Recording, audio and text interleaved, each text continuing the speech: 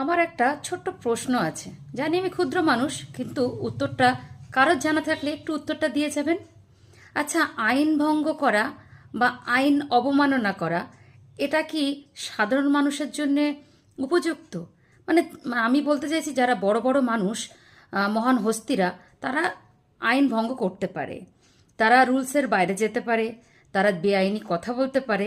সেক্ষেত্রে তাদের কোনো কিছুই আসে না, যায় আসে না আর কি, তারা যা কিছু বলতে পারে। কিন্তু আমাদের মতো সাধারণ মানুষদের মুখ থেকে বেফাঁস একটা কিছু বেরিয়ে গেলে সঙ্গে সঙ্গে পুলিশি কেস, সঙ্গে সঙ্গে আমাদের নিয়ে আলোচনা, ইভেন আমাদের অপমান করা হয়।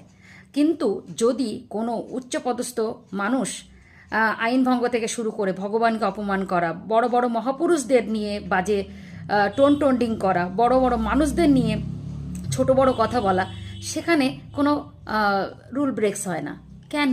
প্লিজ